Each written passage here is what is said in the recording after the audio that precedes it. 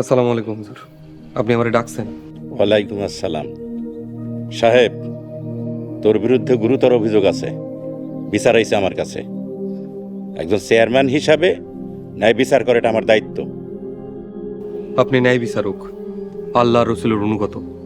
আপনি যা বিচার করবেন আমি মাথা বাইতে নিব। তুই এই ছেলের চিনস? হসিনি, ওর নাম শুভ, বাড়ি দক্ষিণ পাড়া, বাপের নাম আকাশ সর্দার। তুই এই ছেলেকে হাত তুলছস, ওরে মারছস? হ, মারছি। কেন মারছস? এই ছেলে, তোমার এই সাহেব কিভাবে মারছে, কেন মারছে বলো? কাকা, আমি বাজারে যাইতেছিলাম, যাওয়ার পথে সাহেব ভাইয়ের সাথে দেখা, হালকা ধাক্কা লাগছে। আমি অনেকবার সরি কইছি, কিন্তু ভাই শুনে নাই। ভাই আমারে মারছে, কিল থাপ্পড় ঘুষি, কুত্তারেও মানুষ এমন করে পিটায় নাই। কাকা, আপনার গোলাম নিজের মুখে স্বীকার করছে যে এই কাজ করছে। এর লজ্জা আপনি কোথায় রাখবেন? এর একটা উপযুক্ত বিচার করেন। কেন মারছস বল, কেন মারছস? যদি উপযুক্ত প্রমাণ না পাই, তোর আমি মারতে মারতে গ্রাম ছাড়া করব। বল, কেন মারছস? ও গ্রামের একটা সহজ সরল মাইয়ার লগে বেয়াদবি করছে, অসৎ উদ্দেশ্যে পিছু নিছে। আমি থামতে বললে আমারে মারতে চাইছে। আমি শুধু আত্মরক্ষা করছি। কোনো সাক্ষী আছে? জি আছে।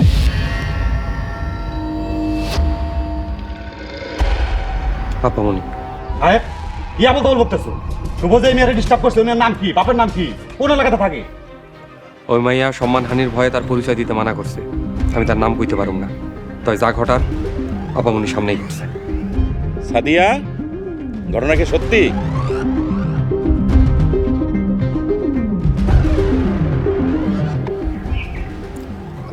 হ আব্বা, সাহেব যা কইতাছে সব সত্যি।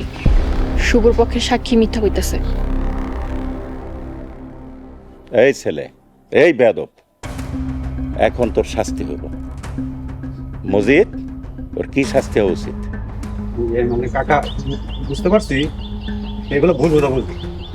শুভ একটা শিক্ষিত বলা, আর সাদিয়া তো মিথ্যা কথা বলতে পারে না। এক কাম করেন, বিচার আচার বাদ দিয়ে এই দুজনের মিলাই দেন। বিচারের ময়দানে শিক্ষিত অশিক্ষিত সবাই সমান। এখন ওর ন্যায় বিচার হবে। জুতার মালাটা ওর গলায় পরাই দে। সাহেব, তো নিজের হাতে ওই জুতার মালা ওর গলায় পরাই দে। জি হুজুর।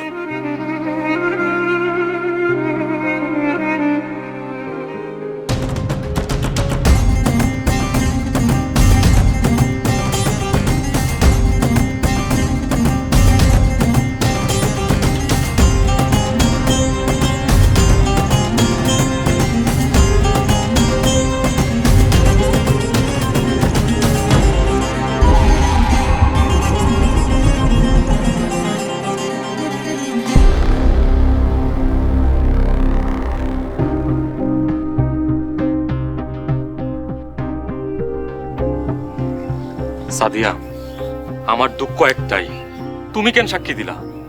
তোমার সাক্ষীর কারণে আমার গলায় জুতার মালা পরাইছি। যদি তুমি সাক্ষী না দিতা, শুধু তুমি সাক্ষী না দিলে আমি এই বিচার উল্টায় ফেলাইতাম।